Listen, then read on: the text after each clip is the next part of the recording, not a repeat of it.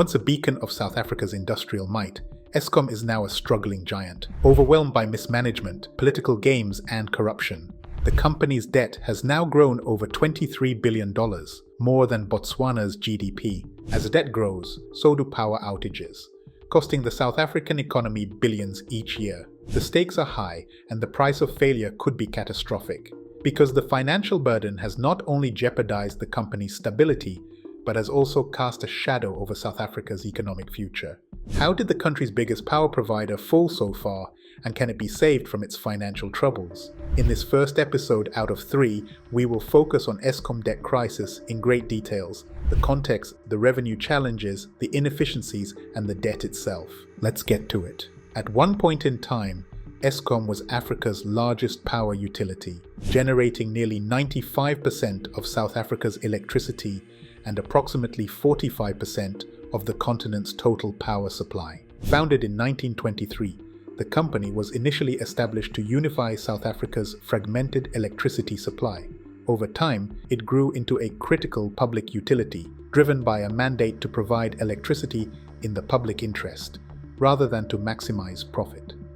After the end of apartheid, Eskom's mission shifted significantly. The company launched efforts to bring electricity to previously underserved areas, transforming access for millions of South Africans.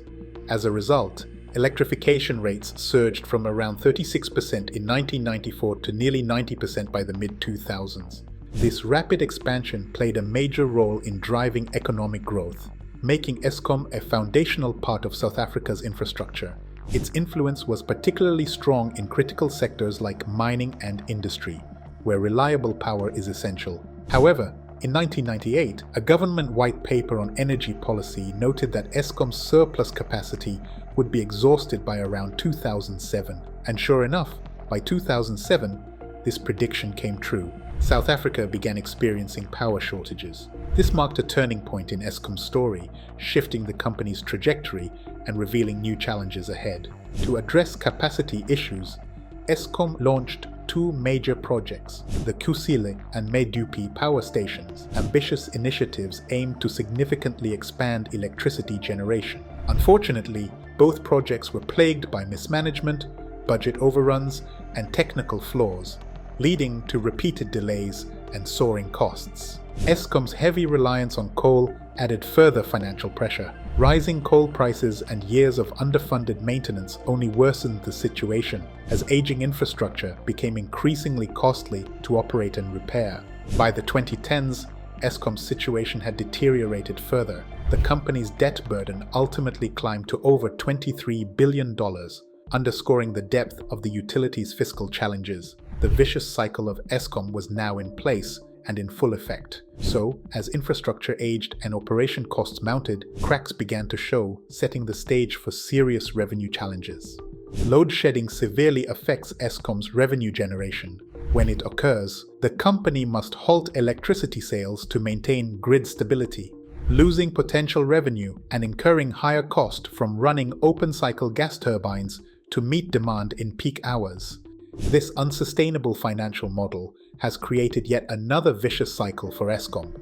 Reduced sales lower the revenue base, and this shortage then forces it to bear high operational costs to prevent the system from collapsing. To avoid and reduce load shedding, Eskom spent $1.6 billion on diesel in 2023, yet its sales volume continues to decline steadily. At least this situation is seen as unsustainable by management. To cope with Eskom's inconsistent power supply, both commercial and residential users began to turn to alternative energy sources, mainly solar and backup generators. This shift towards alternative energy sources has far-reaching consequences for Eskom.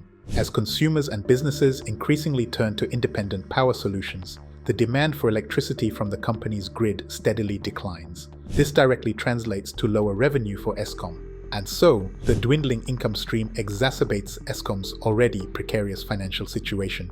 With less money coming in, the company struggles to cover its operational costs, which include essential maintenance and upgrades to its aging infrastructure. More importantly, the reduced revenue further hampers Eskom's ability to service its substantial debt burden. To address these shortfalls, the company has consistently sought substantial tariff increases from the National Energy Regulator of South Africa. The proposed tariff hikes have been notably high, up to 36% for direct customers and 43% for municipal customers for the 2025 financial year. These increases are significantly above the country's inflation rate, which stood at 4.4% in 2023 and have met with widespread public opposition. The regulator has often approved lower increases than those requested by Eskom, and so for the 2025 financial year, an increase of 12% was approved. While Eskom argues that cost-reflective tariffs are essential for covering operational costs and service its debts, steep increases risk driving more consumers to alternative energy sources, further eroding its customer base and revenue. In the mining and manufacturing sectors, historically the largest consumers of Eskom's electricity, operators face heightened production costs and reduced output due to power instability. Here, the interconnectedness of energy reliability and economic health is in full display. South Africa is renowned for housing some of the most intelligent and innovative minds on the continent. This shows in the strategic decisions undertaken by numerous companies operating within the country, from Shoprite, Tiger Brand, and Bidvest to MTN, South African Airways, and MultiChoice. With a workforce of more than 30,000 employees, Eskom is well positioned to leverage this invaluable human resource. The organization has the potential to address its challenges effectively and efficiently through strong management and leadership decisions, enabling gradual yet significant improvements in its operations, right? Two of South Africa's biggest power plant projects have cost taxpayers over $17 billion, and yet they're still not fully operational. The power utility is so pivotal to the country that its numerous missteps ripple across the entire economy. Delays, breakdowns, and lost investments are not just company problems, they turn into national crisis. The Medupi and Kusile power plant projects, originally intended to bolster South Africa's power capacity, have become cautionary tales of budget mismanagement and chronic delays. The Medupi power plant was initially projected to cost around $4.5 billion and completed by 2012. The project ended up exceeding $9 billion in cost and reached full operational status in 2021, nearly a decade behind schedule. Just 2 weeks after Medupi reached commercial operation status, its Unit 4 was extensively damaged in a hydrogen explosion, which reduced electricity generation capacity and generated over $100 million in repair. The Kusile power plant faced several significant delays and inefficiencies as well. The project was originally estimated to cost around $4.5 billion when construction began in 2008. But the latest estimates indicate that the total cost has climbed to more than $13.2 billion. The power plant also raised safety concerns and delayed with repetitive fire incidents.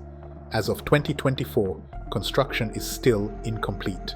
Together, these overruns placed a heavy financial burden on Eskom, straining its budget and forced the company to rely heavily on government bailouts and loans.